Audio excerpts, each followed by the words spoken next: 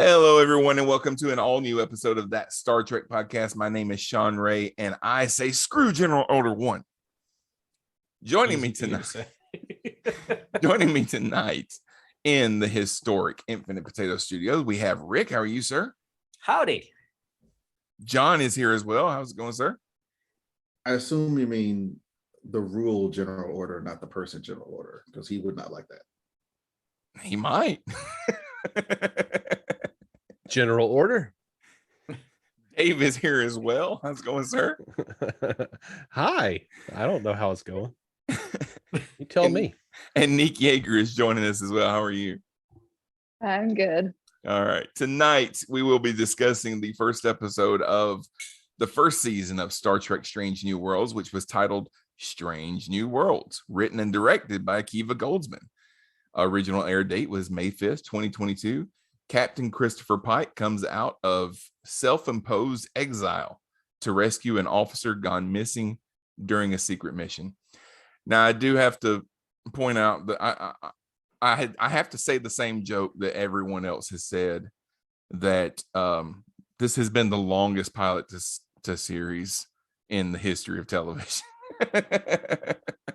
We had the pilot to this series over 50 years ago. But what did you guys think? Nick, what did you think of Strange New Worlds?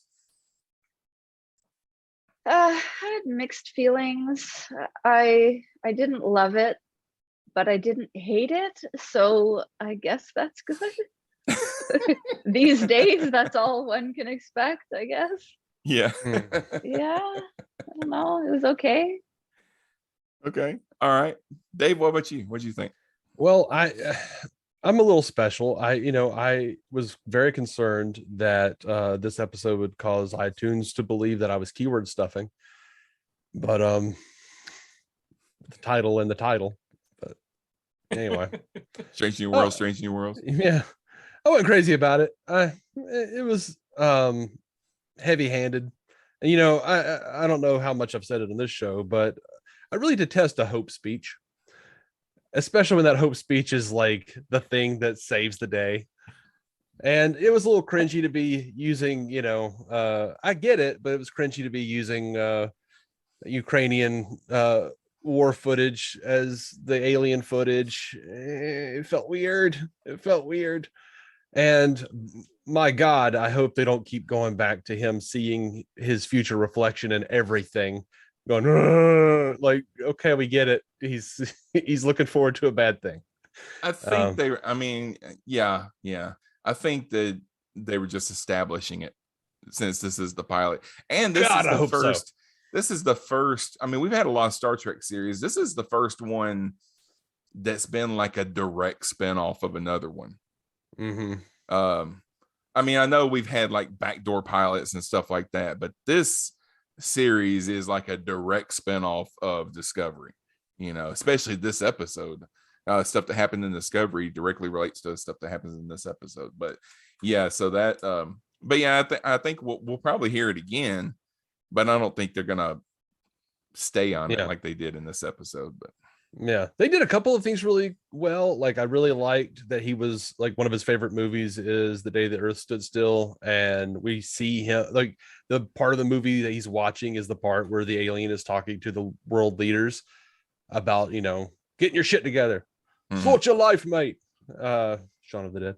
And then like that's the climax of the episode, is him doing the same thing to this other species. But hope speech. And then it was the worst thing ever that he was like telling the mission, what's the next mission, Captain? And he's like, to seek out strange new worlds. Like, oh my God, that was so cheesy. That was so bad. I was ashamed. Like I had goose flesh of embarrassment. Like, I looked at my wife and I said, I'm sorry I got you into this.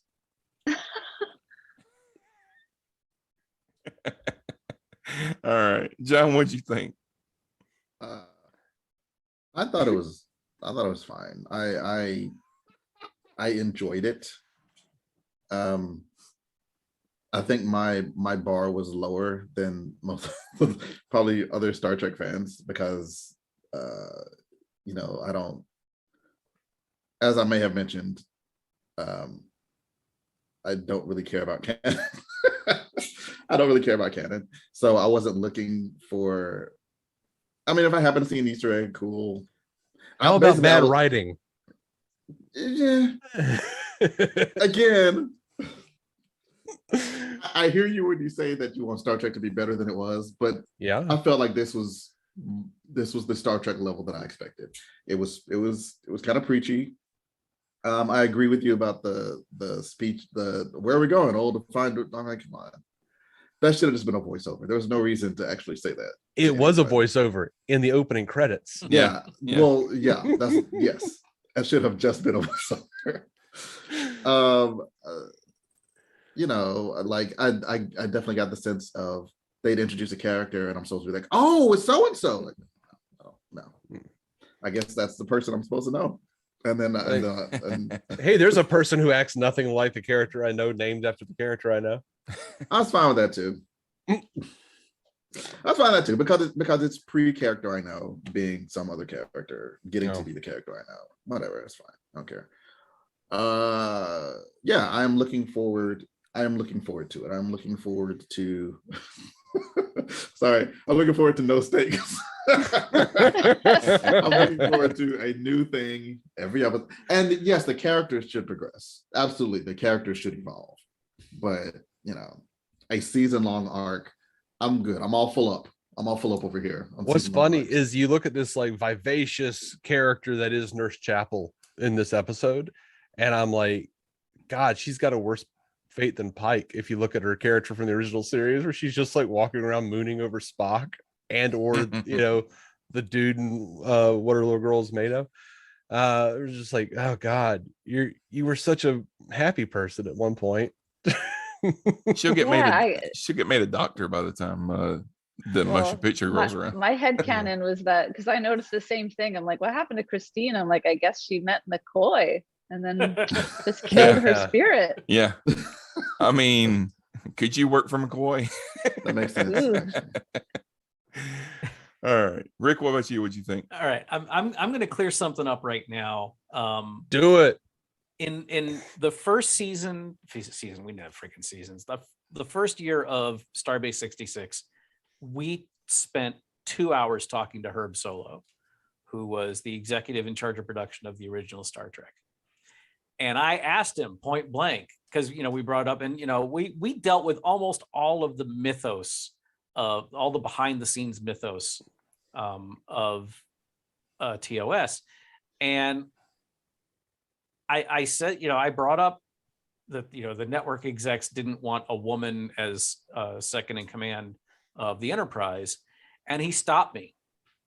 And he's like, no, that's not what happened. They didn't think that Majel Barrett had the acting chops to play number one. Ooh. And I think if you watch Christine Chapel with that lens, she really didn't come out of her, become a really good actor, I think, until Lwaxana. Then she had gotten to the point where she was like, I don't care. I'm just playing the hell out of this character. And I love Lwaxana. And I love, she, some of her episodes weren't the best episodes, but I love the character and I'll die on that hill. I think by that point, Majel Barrett had found her ability, but I think she was still holding back as Christine Chapel. Okay. So I don't think she did a bad job as Chapel, but yeah, you're right. These two characters are very, very different. And I like this Christine. Maybe there'll be some sort of reconciliation. I don't know. I may be expecting too much. I really enjoyed this episode. I don't want to say I'm the only one that grew up watching TOS, but I think most of y'all had TNG when you were really young. Whereas TNG was kind of the interloper for me. So TOS was, all the way through my childhood. So this is really a nostalgia, mainlining nostalgia for me. And I think they nailed a lot of it really well. the whole every time he looks into something reflective, he sees his face melting. I know they're at least going to be doing that for the next episode because they teased that in the next week. No. I agree. I hope it goes away real fast. It's the bit from 2011's Green Lantern where everything he does, he sees the flashback of his father's plane exploding, and I'm like, I get it. Yeah. Well, I will say I don't know that. Well, I didn't watch to see like next week on. I saw like this season on. So Oh yeah. So there might have been just a scene from this episode. You know, you may be right. I may I- be. Yeah, I think it was like on this season. I This think will you're happen right. this season. So hopefully you're righter than I am. I love the new Enterprise. I love the heart, except for the white corridors. That's a throwback to the Abrams stuff, and I never liked the visual aesthetic of the Abrams stuff. But I think the characterizations are great. I don't like the collars of the uniforms. I know they're kind of trying to Yeah. do a throwback to the Cage, but that it just looks like a T-shirt they threw on. It feels like in Tapestry or whenever they would show like the movie The era Monster on Maroon without the TNG. undershirt. Yes. Yes. Yeah, yeah, Oh yeah. my God. Yes. So there's some bits of the visual aesthetic I'm not thrilled with. Other things I really love, the tricorders and the phasers. You know, the hardware that I grew up seeing is there, and I'm really digging it. You know, the whole I don't want to be captain anymore shit, that goes right back to the Cage, so that's fine. I love Uhura. I love having Uhura on board. I love the diversity of the cast. M'Benga was one of my favorite characters in TOS. We only saw him twice, and so him being the chief medical officer, I think, is awesome.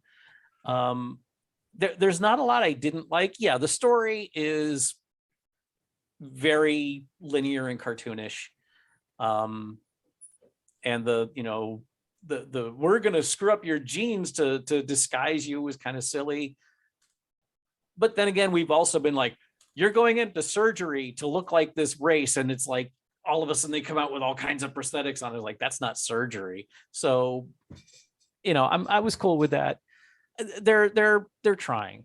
You know, it's the first season of a new show, and I kind of mentioned this on when we talked about the finale from Picard.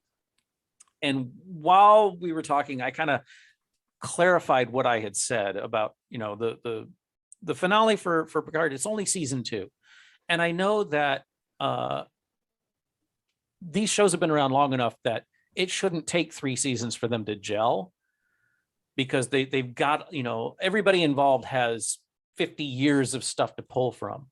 But it's still a bunch of people that haven't necessarily worked together before. And I think that's where the growing pains come in.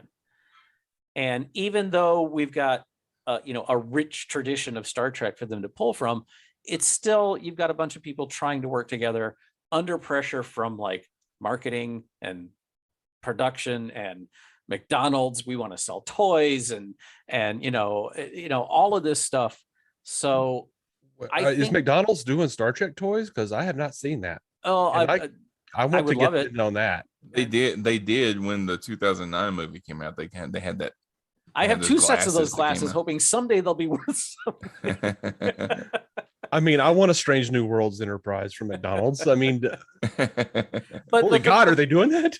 the point I'm making is that, you know, modern Star Trek shows are under way more and way different pressures than like TOS or even TNG were under. And so I'm willing to cut them some slack in that area and see where it goes from here. I enjoyed the show. The storyline was, you know, it was all right. And I've always joked about the fact that Starfleet captains have to be able to pull out the speech at a moment's notice.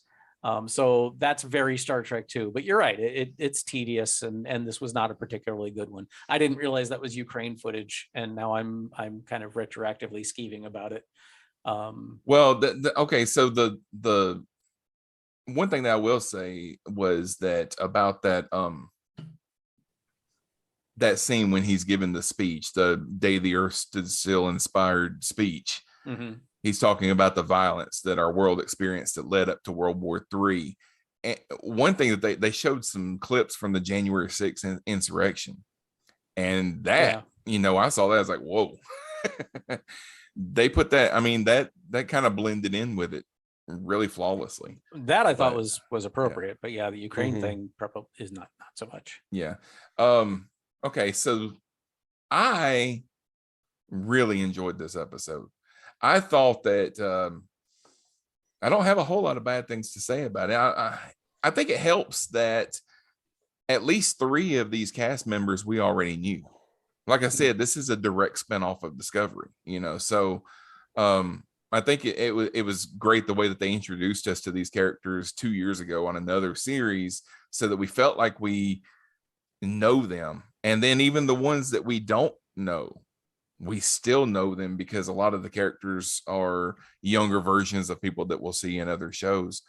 And it almost felt like this wasn't really a new series. This almost felt like it's just another episode of just Discovery. rearranging some of the characters that we've already seen. And it had a TOS. It was a very good blending of this TOS feel with the Discovery feel, kind of blended together. So I also want to say that I've never seen anybody on Star Trek other than Tom Paris that had a television in their house. Like that looked like that had to be like an antique. He was in his retro get away from it all cabin. So he was roughing it with the flat screen. Yeah. Isn't it weird that every time we get to know a captain of the Enterprise, they're like super into antiques? Like Kirk collected antiques. Picard is obsessed with archaeology and antiques. Like now Pike, yeah. Archer really liked water. What was that? Polo. Water polo. Yeah. Yeah. That's always been one of the weirdest things to me, is like so many of the characters in Star Trek are just so obsessed with like old shit. Even like General Chang over here, like quoting Shakespeare. I'm like, all right, that is my favorite Star Trek movie, but that's weird. Yeah. I know it was a reference to like, what was it, Gorbachev talking about the original Shakespeare or whatever, and they were like, oh, that's funny. What if the Klingons said that? Yeah. Okay, so it's been 3 months since Discovery vanished into the future, and Pike has been living on a secluded ranch in Montana, refusing to answer Starfleet's communications. I like how they act like his communicator is just like a cell phone, and he just won't answer it ringing. He's let his hair and his beard grow out and contemplating what he witnessed about himself in the future. Wish I could grow a beard like that in 3 months. Yeah. When I read that this was supposed to be 3 months, I was like, wow, okay. Pike's girlfriend leaves to go take her own command, and Pike is approached while he's riding his horse in front of the AR wall. I feel like girlfriend is a strong word, but well, his companion for the evening. His 4-pip hookup. That whole sequence kind of felt like Kirk in Generations, Yes. when he's in the Yes, cabin, Yeah. and he's think that was making on Too eggs. much purpose. so. Yeah. He's making eggs and all that. And what was her name? What was his girlfriend's name that he kept, like Antonia or something like that? Antonia. Yeah. That we never saw. And she's upstairs. Yeah. We saw her in silhouette on a horse. Yeah. We did. So I did like that did we ever get her name? The woman that was with Pike at the beginning? we did, but I didn't write I it down. think so. Yeah. Captain Beltar, something like that. Yeah, but I love when they showed her uniform and I saw that she was a captain. I was like, oh, that's pretty cool. Yeah, I think she had just been promoted to captain or something like that. I'm gonna pull up the Well, because IMDb. Don't tell Janice Lester. that's what I was going to say. And a lot of people take the fact that Janice Lester said that there were no women captains in Starfleet as gospel, that there were no women captains in Starfleet. I always took it as she was knucking futs, and that's, because she couldn't be a captain. She just said there are no, you're not allowed, and she was just insane. I think it was that people lumped that in with Pike in the cage saying he can't get used to a woman on the bridge. Yeah. Yeah. I always hated that line too. You know, I hate it too, but I would love to do a series exploring why women weren't on the bridge. Like, was there a war? Did some enemy create a weapon that somehow only affected women? So like it diminished their forces by half? Like, was it a slippery slope?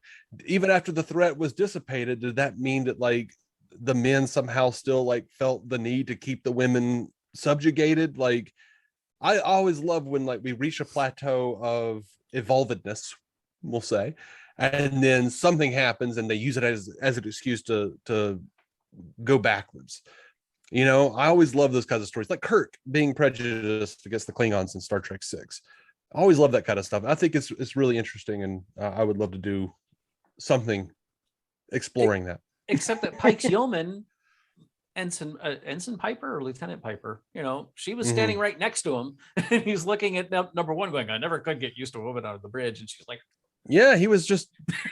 They were there then, but he's still aggravated that they are like. So it's relatively new that they're back.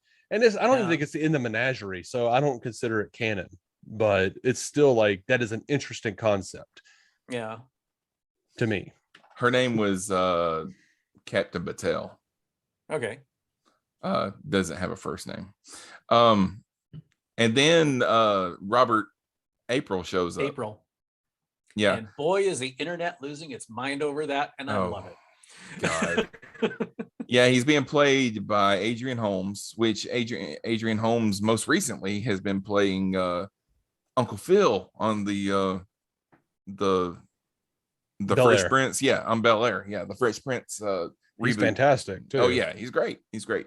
And he did a good job here. I don't know how much he's gonna have to do with this season, but apparently this whole thing of Discovery is a secret nobody can ever know only matters unless you just ask.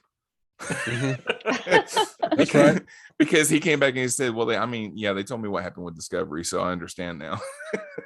He's a high-ranking admiral. Well, he also he needed to know. It's one of those need to know things. Yeah. And he needed to know at that point. Yeah. He comes in and he tells Pike that he needs him to get back on the Enterprise. He needs to go out and find Una, who is gone missing after she went on a first contact mission on the USS Archer, which is a really cool little ship that only had a crew of 3 people. I have big problems with the Archer. What's that? Okay. Well, like technical problems. Oh yeah. Oh, okay. Preach, Rick. Yeah. Okay. A lot of us, you may all own a copy of it. The original Starfleet technical manual, which was created by Franz Joseph, which is absolutely not canon. I know we don't like using the C word, but I love it. It's my favorite word. It's just me who doesn't like it. And actually, I don't even care if you use it. I just don't really accept it. But no, feel free. And it had a bunch of different kinds of ships, and one of them was a scout, which was a saucer section, and you know how much I love that phrase, with a single warp nacelle. But Gene Roddenberry himself, when talking about starship design, said that, and this was further established in what is essentially canonical, the Next Generation Tech Manual, that warp engines work in pairs. It's 2 warp engines creating a warp bubble that's what propels the ship. Mm-hmm. So that's why we always see, with the exception of All Good Things, which was Q screwing with just being Q, warp engines in even numbers. So you've got either 2 warp nacelles, or like in the Stargazer, the Constellation class, you got 4. You never see 3, you never see 1 or 5 or whatever. They work in tandem. And with the exception of the J.J. Abrams 2009 Star Trek, we've never seen a starship vessel with a single warp nacelle until now. and I'm having trouble reconciling with it because what we see on screen is for real, for real. It's, it's causing a huge mental aneurysm in my brain because we have this established rule, quote unquote, for Starship Design that they just went, meh. Here's a scout ship with a single warp nacelle. It's not an established rule. It's something Gene Roddenberry did, which is what he always did. Someone else had a hand in something that he didn't have a hand in, so he shit on it. Yeah, that's what Gene Roddenberry did. So my headcanon is always when Enterprise found the Borg, it changed everything. They retroactively updated tech. Yeah, but then you get the temporal war, a ship that's it's not huge, but still, yeah, a 3-person crew. Now that was dumb. Yeah. That was dumb. One to sell. I did not get that. 3-person crew. Why would you have a first contact mission with only 3 people? I didn't understand the story reason for there to only. I could see only sent. Yeah, go ahead. Well, presumably the reason they only had 3 people is because they didn't want to have to deal with a whole crew on the ship, and like they didn't want to have scenes of them interacting with them or something. I'm guessing, Yeah. But like it was just so weird. Why would you have a ship with only 3 people? I didn't understand why they did that. If it has more than 3 people, then those people could have mounted a rescue mission of their own. Well, maybe they're all scientists and they're not good at rescue missions. Like maybe that's so easily right-aroundable. Like it's just such a bizarre choice. I mean, well, why send a scout ship on a first contact mission anyway? I could see just sending 3 people down on the actual first contact, but why only send 3 people on the whole? People down. Yeah, but you don't have a ship completely abandoned in space at that point. That's even more ridiculous. If there are only 3 crew members, then only 2 of them, or maybe only one of them goes down. You don't leave the ship all alone. I mean, Picard used to take the entire Enterprise. Picard used to take the entire Enterprise just to go drop Wesley off for class. That's true. but yeah, no, in the way, no, not the way to Eden. The Paradise Syndrome. They even dealt with the fact that we're on the Enterprise, so we're talking, a Constitution class. So like, if the last person beams down, we're effed because nobody can beam back up. It's not like you can call the computer in TNG and say, beam us back up. At that point in time, ships weren't that automated. So yeah, why the hell did they all beam down? I didn't even think of that. Yeah, it makes no sense. And in what universe do they say, here's a dinky scout ship, let's call it Archer? What? Yeah. Why does Archer not have a more prestigious ship?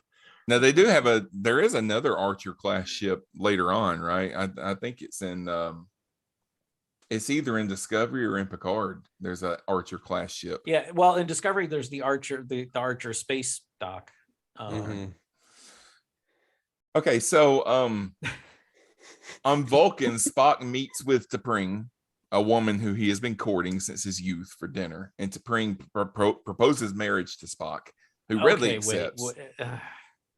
This is another thing I have a big problem with. It leads to a romantic night between the two that is interrupted by a call by Pike, where Pike says, Spock, are you naked? And he's like, no, Captain, I am not. He has not been courting T'Pring. Yeah, they were betrothed. They had an arranged marriage. Yeah. That's what it was supposed to be. Also, I don't think T'Pring was supposed to act like a mean girl from a CW show, but what? Yeah, here we are. Yeah, I don't have a problem with Spock and T'Pring having a relationship prior to the events of Amok Time. I know that we've got something coming up on Vulcan. Maybe what's the episode called? Spock Amok or Amok Spock Amok. Yeah. If he goes through Pon farr, then we have a serious problem with the writers saying, screw everything we've done before. Because some radiation goes through a cloud. It'll depend on how they do it. Because it was very clear in Amok Time where Spock, that was his first Pon farr. Which made no sense because he was too old for it.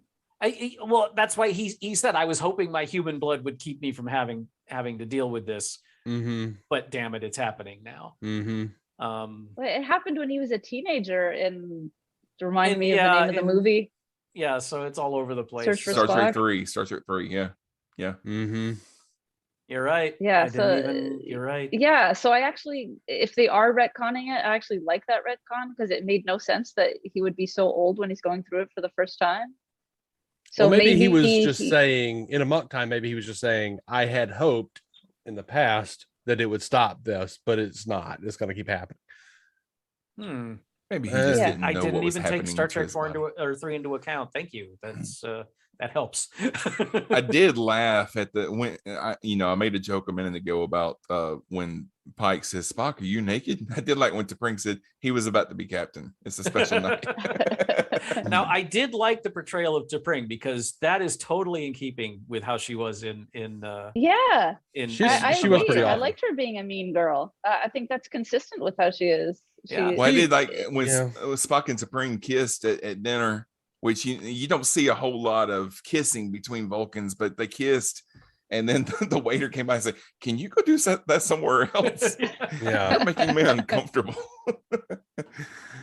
I think it was just like it was. Yeah, she was a mean girl in the original, but I think she was more stoic in the original. Whereas like here, it was more like snarky. Like does that make any sense? Like, well, Yeah. she's more in what the Vulcans have evolved into over the various series.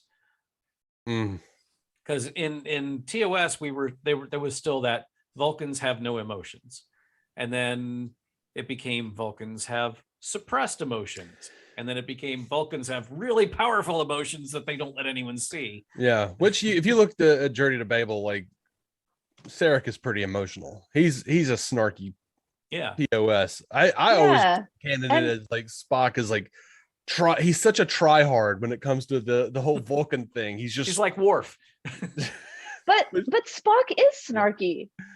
Spock is not snarky all the time. He's constantly being sarcastic. Spock showed emotion all the McCoy time. and others. He did. Yeah. Especially But in the early all episodes. Vulcans are a-holes. Yeah. That's the thing. I mean, go and look at the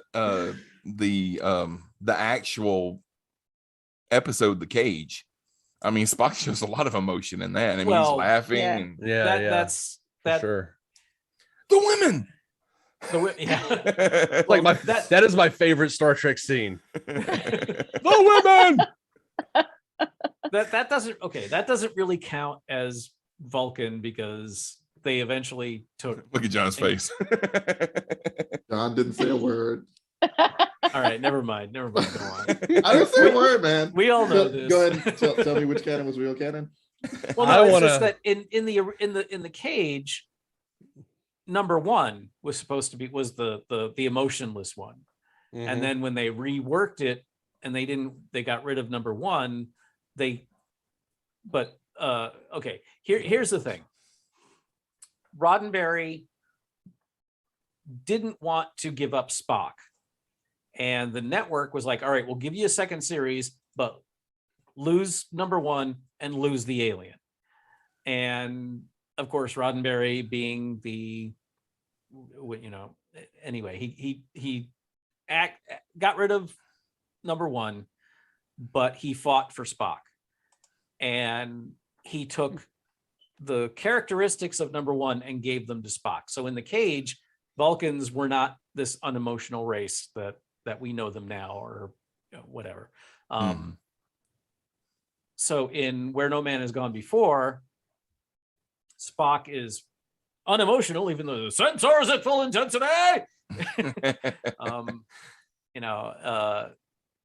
They took the characteristics of number one and gave them to Spock, and that's when the Vulcan or the Vulcanians at that point kind of started taking the shape of this emotionless race or whatever. Well, the Enterprise goes to Una to her last known location, and they find that the entire crew are missing, and there's a glaring anomaly with the nearby civilization's technological capabilities. There is a warp signature, but they figure out rather quickly that it's not a warp signature from a warp engine, it's from a warp bomb. And probably because they start shooting at them before, as soon as they get there. So they raise the shields, they get attacked by a missile strike from the surface, and that's when Spock deduces that they've got this mass weapon instead of a means of transportation. So they decide to disguise themselves in order to investigate the civilization. They have a landing party that meets with Dr. M'Benga and Nurse Chapel that modifies their physical appearance, and then they set up this whole thing of, well, Spock's is not going to last as long as everybody else. Oh, so there's going to be some shenanigans that's going to happen. I just love how Chapel's like, hey, I came up with this new thing. We're going to try it on you, Zap. But if they knew it was going to wear off so easily, why even do it? Like, it would have been more effective just to put glue on them or whatever. Like, why do this genetic thing if you knew it was spotty? Well, they knew that just putting prosthetics on them wouldn't have worked because they knew they were going to scan them. But yeah, if it wasn't going to work as long for Spock, then Maybe take send somebody else. Yeah, it shouldn't be Spock, or send the stuff with them. I mean, why? Or Nurse Chapel should go with them or something. Why are you depending on the fact that, well, if it wears off, we'll just beam the stuff down? Something could happen. It does. But it was kind of cool that he was able to beam the liquid from the thing straight into Spock's eye like that. No. That was pretty Was cool. it? Was it? No. Cool? I didn't Was it like dumb? I it. thought it was cool. I thought it was cool. I did not like it It was we can't- nonsensical, but it was cool. we can't do that with a transporter. Okay, we can. I just did it. Like, Make what? it do that. Well, they've I always have done had that with bosses the like they that, though. always do things with the transporter that's never been done before. Yes, Okay, they always okay, say it, so but then we always to get your like scenes point. of them working it out. Yes. Okay. So here was my major problem with the episode as a whole, is that there were so many things in it that were silly or dumb, and I found myself getting really irritated. And then I would say, oh well, I guess that is very Star Trek. I guess that's very original series, and I'm like, I guess I can't be upset at that. And I'm like, but come on, it's 2022. Like, we should do better. Yeah. Like just it being more like TOS, is that a good thing? And so I have mixed feelings, because I'm like, is the entire series just going to be an homage to the original series, or are they going to come up with things that actually make a bit more sense and that are not so farcical? Singing Because a song. a lot of the original series, it's dumb, and it was the 1960s. Like, come on, and it was sort of a kids show to an extent. But now, I mean, we're so much more sophisticated as viewers, and we would hope that the writers would be more sophisticated. Mhm. So why are we still doing things that are just silly? Yeah, they're more interested in updating the aesthetic and being like, see, this will get all the new modern viewers. And we're all sitting there going like, but that was dumb. We Yeah. we know what plot holes are now. Can you stop with that? And Like you said earlier, Dave, on the other show, I'm all for fan service. I'm like, Mhm. pander to me. I love it. yes, To a point. And Yeah. if we get, one, I'll even grant you, give me 2 episodes of just pure TOS schlock, but then let it go and move on and do a good series. Because you're right. The beaming the genetic stuff down into Spock was stupid AF. It was Mhm. reminiscent of 2009 when Scotty beamed Kirk and I forgot who all was in that scene, but when they were jumping, Yeah. and then he beamed them onto the platform. Said, I've never beamed 2 people from different places that were moving at the same time before. That was awesome. Yeah. But okay, so Una Chen Riley reveals that the civilization witnessed the Discovery being transported to the 32nd century, and it resulted in them being able to reverse engineer warp capabilities. I thought In that 3 months. Well, yeah, hey, I mean, If you can grow a beard in 3 months, then you can reverse engineer a warp bomb. yeah, I thought that this idea was pretty smart because, on Star Trek, we're going back and forth doing things in space all the time. Never really thinking about the fact that there's a lot of planets out there. There's a lot of planets out there that are not warp capable, but may have telescopes that can view things. We can see that stuff. We can see when there's like these giant anomalies opening up in space, different planets that might be in that area. They might see that happen or whatever, or sees, remnants from it or whatever. There's an alien fleet out there using their deflector shields to dissipate the energy. Yeah. Hey, look what's going on at that star, that Wolf 359. What are all those ships over there? Oh, some shit's going down out there, y'all. I don't think we're alone in the universe. That they didn't specifically say where the events of okay, the whole battle that they say that this race saw would have had to be within the orbit of Pluto, close to this planet, for them to have seen it in less than 3 months. Well, she said that it was close to where it happened. Wasn't it like the giant wormhole opening up to the future and Discovery going through it? Is that what they saw? Yeah. Okay. They would have had to be within this solar system for them to see it in 3 months. And this is something that I blame Goldsman for this. Because this is something that J.J. Abrams does all the time that pisses me off. He takes no account as to how big the goddamn universe is. Because it was in both the Star Trek, all 3 Star Trek movies, like especially 2009, where Vulcan blows up and like every planet within the parsec sees it, within the sector sees it, or in The Force Awakens when they fire that weapon and 15 different planets see the thing happen. He just has no concept of how vast space is. Or in Star Trek Into Darkness, where they're in a battle around the goddamn moon and then they fall into Earth 5 minutes later. There is that was another thing that, Star Trek. I know that there are people that will argue that Star Trek is fantasy. I don't want to get into that debate. Star Trek is science fiction as much as science fiction can be. And they at least try for plausibility, or have tried, as much as they could at any given time, within the bounds of telling a good story, transporters and warp drive and stuff like that. They're plot devices to keep the story moving.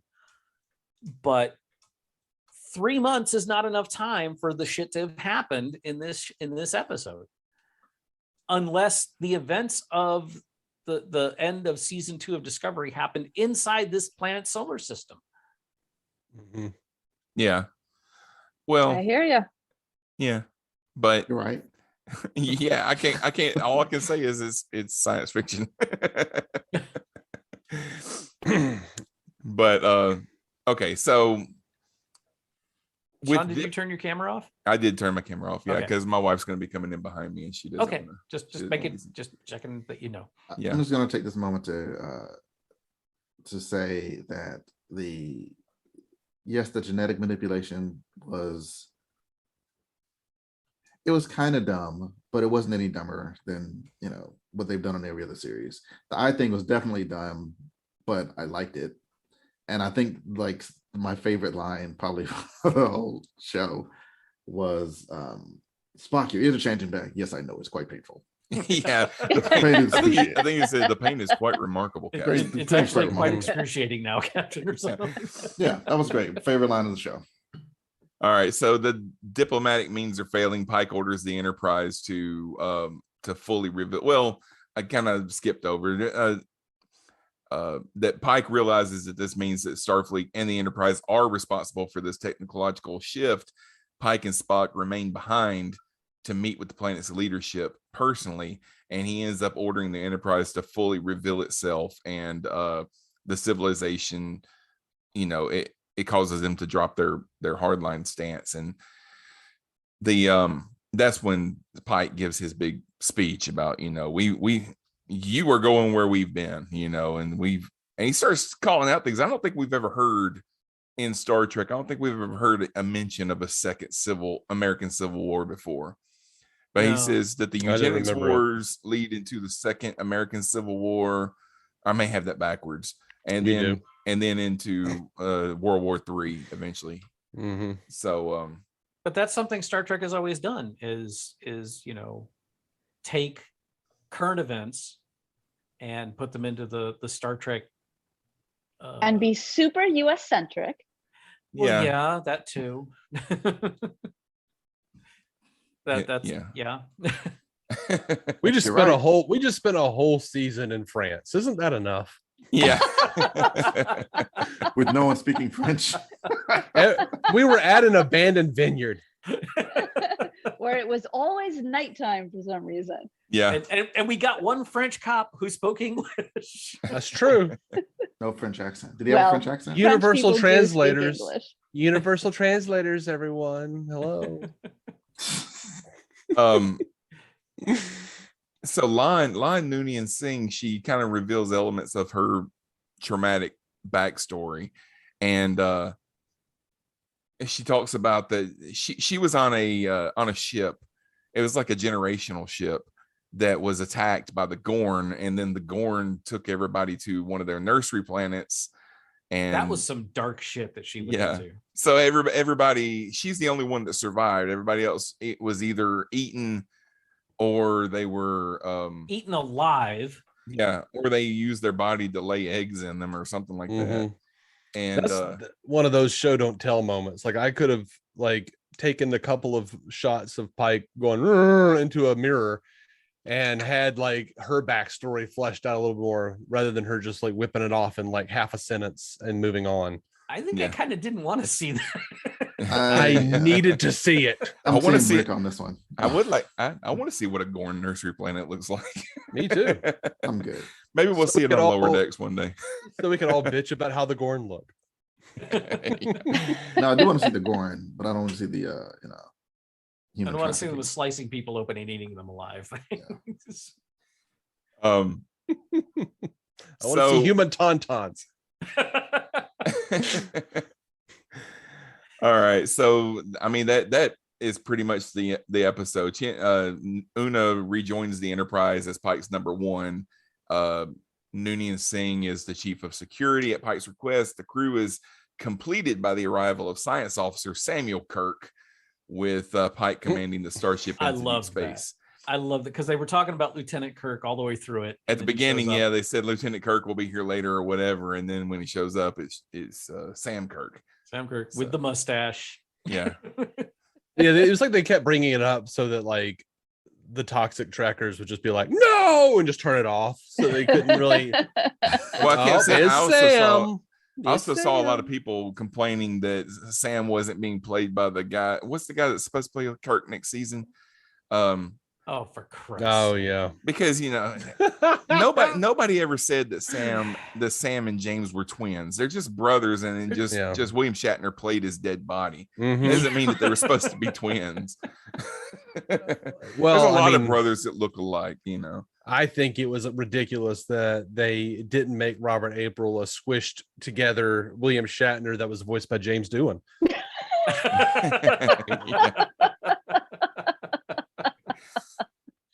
Unacceptable. I just love how the animated series is not canon until we have a bigoted reason to make it so. I consider the animated series canon, but well, they made the giant 40-foot Spock canon, so they sure did. It's they reference everything from the animated series, but it's not canon. Yeah. But I just think it would behoove everyone if they would just go ahead and come out and say something, the temporal ward change shit, or this is a separate universe. Just admit it. We'll still watch it. We're desperate. My thing is, okay, my thing is Clearly, we're not enjoying it Like, for other help me, reasons. please give me they any can, reason when they to decide make to this cast okay. they decide to cast Robert April for this episode, at least this episode. I don't know how much he's going to be in the series, but do we want to worry more about the fact that we had 2 minutes of Robert April in a cartoon from the 70s, or do we want to find a good actor? You know, I say neither. Yeah. No reason to have April in the show at all anyway, especially if this is what we have of him. Like if he's actually like, because I was pissed off because I like Adrian Holmes a lot. I think he's a fantastic actor, and I'm like, this is all you did with him? Like, well, hey, you he know, better be in more episodes. We wondered why they were putting Pike on Discovery, and then we've got this show. So in Mhm. Well, we got a years- whole in season of Pike on Discovery. in 2 years, we might get the Robert April years. I don't know. Yeah, let's just like we like I'll make me the showrunner. I'll make everybody happy. I won't make anybody happy. I'll do a whole series of like, you know, Adrian Holmes finding white Robert April from another universe, and they team up in a buddy cop situation. Two sides of the same coin, stopping multiversal threats. But everything was differently colored in the animated series. Yeah. Yes, Yeah, that's but- true too. Well, I want also pink James tribbles. I want James pink tribbles Doohan- and pink Klingons. James Yeah, Doohan like- did every man's voice in that show. Yeah. Like I want, you know, Klingons And squirting Majel pink Barrett blood. did every woman's voice. Yeah. Well, and no, Nichelle Nichols was there too. Yeah, Nichelle It Nichols. was either Mhm. Nichelle or Majel. There was one episode, and I can't remember which one it was, where they brought in somebody else. But yeah, the Roddenberry was really concerned about the budget for the animated series. That's why Chekhov wasn't on. I think it's the one that we covered, the one about the Guardian of Forever, where Spock went back into when he was a kid because they brought in Mark Leonard to do Sarek's voice, and it was originally supposed to be James Doohan doing his voice, but they were able to actually get Mark Leonard. Yeah, they to got come Mark in and Leonard, do it. but there was only one. Oh crap! Oh, it was the one with Bem. It was Bem, where they had a I forget the actress's name, but it wasn't Majel or Nichelle did the voice of the world entity in Bem. It was like the only time it was not Majel or Nichelle. Yeah. Speaking of terrible recastings, that voice on the animated series for the Guardian Forever, who just went from That this was booming James voice to like, ooh, like, James Doohan, like he Yeah, was that like was James Scooby Doo or some shit. it was very apparent that he didn't go back and watch the episode before he did that. Yes, it was. It's funny because James Doohan, okay, so we had Michael Jan Friedman on the show a while back because we covered what was the Scotty episode of TNG? Was it Relics. Relics. Yeah, Relics. We covered that episode, but he wrote the novelization of that episode. So we talked to him on there. And James Doohan did the audiobook version of that novel. And I listened to it like recently before we did the show. And they chopped up Michael's book a lot because Oh yeah. at the time they were putting audiobooks on cassette, so they only had a limited amount of time unless they wanted to sell like 50 cassettes or whatever. But James Doohan had obviously never watched an episode of The Next Generation before he read that audiobook, because whenever Data was in a scene, Data would talk like this because he was a robot man. Ooh. So That's tough. like there's an audiobook of Rendezvous with Rama, which is one of my all-time favorite science fiction novels by Arthur C. Clarke. It was like the first non-Star Trek science fiction novel I ever read, and it's brilliant. And they're talking about making a movie out of it, and I don't know how the hell they're going to do that. But I poorly. you probably, because not a lot happens in it that would work for like television. Directed by Michael Bay. Yeah. But the audiobook is so bad because the whoever read it apparently was told this is science fiction, so read it like a goddamn robot, and it's terrible. I love the book, and I checked out like halfway through the audiobook. It's awful. Okay, so I've got a You can few. cut that out if you want. No, 'cause it's it fine, went it's fine. nowhere. I've got a few trivia pieces here. So the film that Pike is watching, of course, is the day the Earth stood still from 1951. The part is at the end when Klaatu is giving those gathered a warning about taking their violence out in space. Now, I made a joke at the beginning that Pike has an antique television in his house, but it just seemed to me that it would make more sense in 24th century Star Trek world that he would have like some kind of a holographic display, like a big hologram that would come up and his movie would show on that, and then it would go If he away. had all the holograms taken off the Enterprise, why would he have them in his home? That's true. I didn't even think about that. Also, it's the 23rd century. 23rd century. True. And it's a movie from 1951. What's He- he going to do with the hologram? He wanted to preserve the original aspect ratio. No, I mean, if Do you want him to watch the Keanu Reeves version? I mean, come on. no, you would think that if you're no, what I'm saying is that if you're in the future and they show and everything, they have holograms all over the place. The view screen on the ship is a hologram. Then you would think that if I want to watch a movie, this holographic screen is going to come up. I'm going to watch my movie on that, and then it'll go away or whatever. But no, he's got this antique television. Well, it's because he's in the Nexus. Yeah, yeah, that's true. Well, Yep. and that's also something that, never mind. Forget it. Go on. No. Well, Okay, maybe so- it's like I have an HD TV, but that doesn't mean that everything I watch is ready for HD yet. It just means I have an HD TV. Yeah, Some stuff They still haven't- looks old. they haven't converted to holographic, Right. whatever Yeah, the hell. if I Still, plug my- still playing my- 45s. If I plug my PS2 into my HD TV, it looks like shit. Right. Yeah, I saw I saw does. somebody commenting that they would like to see a Star Trek show where they show more of what life is like on Earth in that time. I was like, it's called Star Trek, it's not Earth Trek.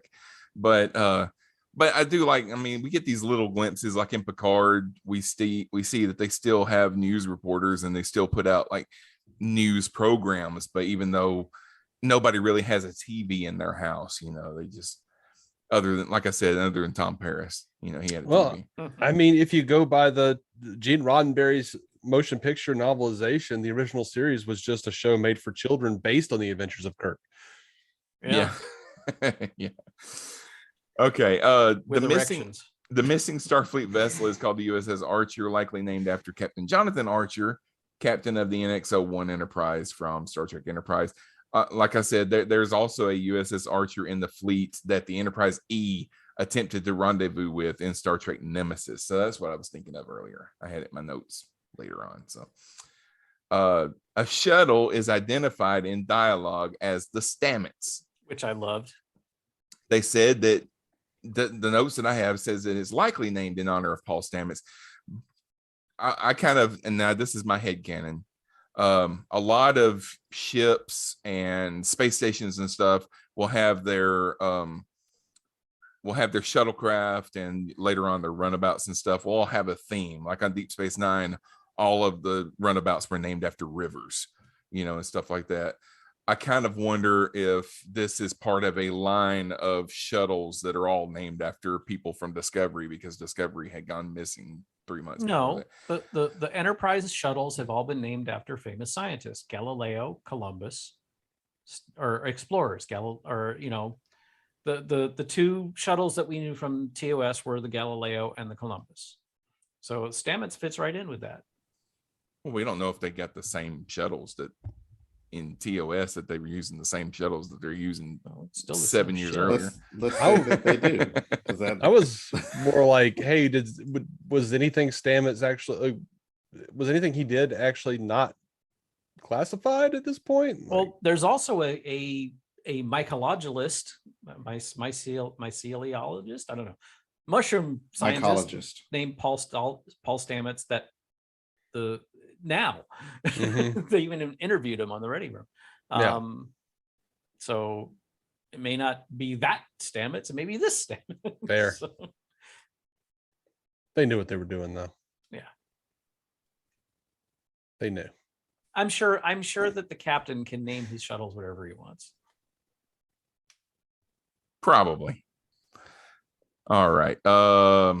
Where am I at in my? Okay, the elevator, when they're on the elevator on the alien planet, you hear the Muzak playing.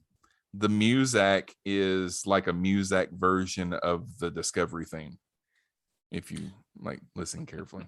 I caught that. But I was not listening carefully, and I caught that. the episode also confirms that Una's last name is Chen Riley, which had previously been established in a non-canon novel called The Autobiography of Mr. Spock. Starbase One was originally established to have been located 100 AUs from Earth, according to Star Trek Discovery. According to Star Trek Discovery, The War Without, The War Within, it has since been moved to Jupiter. You didn't let me finish. I've never heard. That's further than Pluto. I'm just so tired. And historical footage from World War III depicts nuclear blast destroying famous landmarks, including the Eiffel Tower and the Statue of Liberty. The Eiffel You Tower have to blow those up anytime you show the Earth being devastated. The Eiffel Tower would later be rebuilt in 2257. According to Discovery, Will You Take My Hand? The episode again describes the eugenics wars and World War III as being, it describes them as being one and the same, but it said the eugenics wars leads into World War III. At different points, they have been said to take place decades apart. That the whole thing just kind of goes back and forth. TOS considered them the same war. Later on in Enterprise, they talked about them like they were two separate things. So, No, Rick, are you going to argue about everything? Yes, I am. Goddamn. Isn't that why we're here? They did not say the eugenics wars in World War III were the same thing. And I don't consider myself an expert on many things, but I am an expert on TOS, and they did not say that they were the same thing. Okay. Did they ever even bring up World War III in TOS? Yeah, I don't 'cause remember. It was in A Taste of Armageddon. Spock mentions how many died in their first, second, and third World Wars. Okay. The thing I always remember, which is sad, because the thing I always remember is Picard mentioning it in a turbo lift on TNG. But it's sad because you were bringing up earlier about how like we were all raised on TNG. My first was TOS, and I watched it for years before TNG came out. Mm-hmm. But I remember more from TNG weirdly sometimes. When they bring up that star map, there's probably over 100 planets that are listed there, and I was not able to find like a complete list of everything that was listed, but I know I saw I've got a partial list here, but we did see Bajor, we saw Cardassia Prime, we saw Marmoset. I remember seeing Wolf Kangaroo. 359. No, Wolf 359 was there. Lisa, Tina, Trill. Angela, Rita. A little bit. Latoya, of Tito. The Suliban was listed there. But yeah, there's just a treasure trove of Easter eggs there if you want to. Was the Suliban homeworld called Suliban? I think so. I would have thought it was Sulaba or Sulaba. Sulaville. Okay, so check out our patreon.com/infinite potato.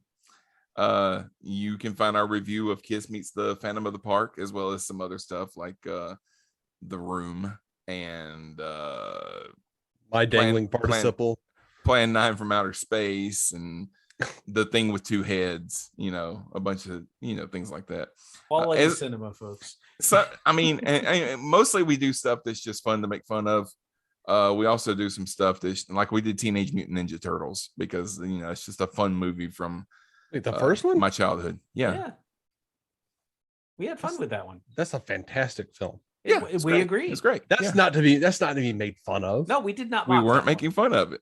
Okay, good. We made. I won't say we. Well, we made a little bit of fun of it. Well, you got to make a little bit of fun with it. But, All right. So you can join for $3 a month, or you can become a producer for $10 a month, like Brandon Ushio, Dale Goodall, and Tom Corcoran, and I will read your name on an episode. And no one has yet to crack the mythical Rick will come wash your car level. Oh, they've cracked it. They just declined.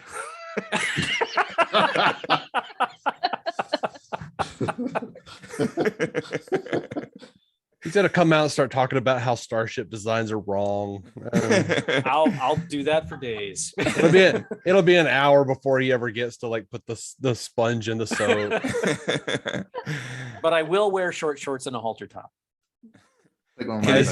As he explains how That's my a threat. car could sustain Shorts two are so nacelles. undignified.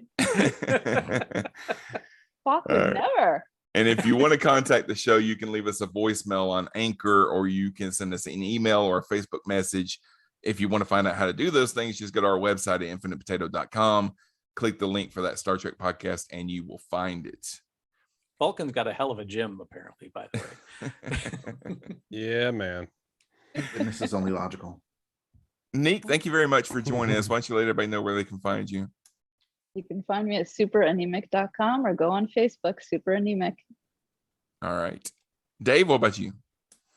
Star Trek Universe podcast and DC on Screen podcast talking about DC stuff. Or you can check out my Instagram at Drawing with Dave.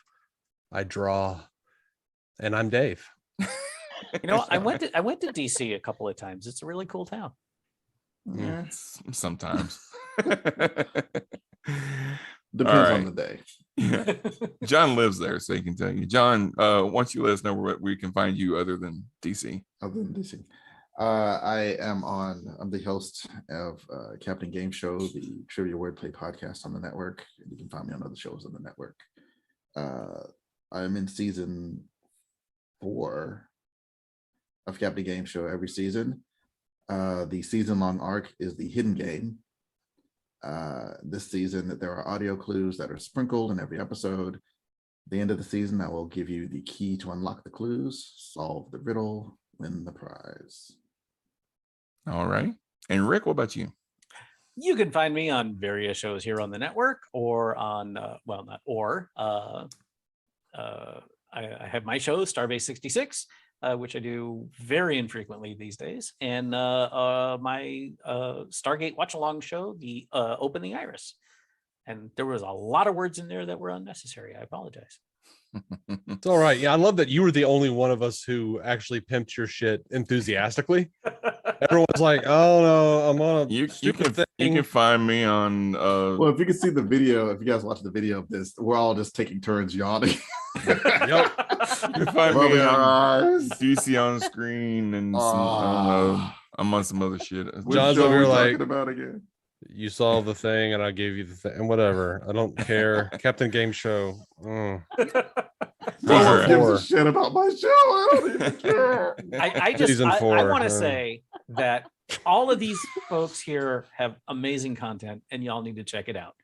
Super Anemic is hilarious. Dave draws amazing art. Captain Game Show is my favorite show of all time ever on Feels disingenuous. for podcasts, and I'm not bullshitting. I am not just making that up because I'm on the show from time to time. In fact, when I'm on the show, it's my least favorite. No, Captain Game Show is literally, if I'm listening to anything and a Captain Game Show comes up, I put everything on hold, and that's immediately what I listen to. And I am not making that up. That is very kind, man. Thank you. It's a very good appreciate show. that. Thank you. I'm the only one that Rick didn't compliment. I'm sorry, you're And right. Sean's here too. Cosmic Potato is awesome. Well, you know what, Sean? Your contribution to podcasting was getting me into podcasting. So thanks. You've done the world a favor. All right. Remember, there is another episode out this week where we talk about Farewell, which was the season 2 finale of Picard. So that's on the feed right now as you're hearing this, not as we're recording it, because we just finished recording it an hour ago. We will be back next week to talk about the next new episode of Strange New Worlds, which is titled Children of the Comet. Until then, remember, not believing you're going to die is what gets you killed.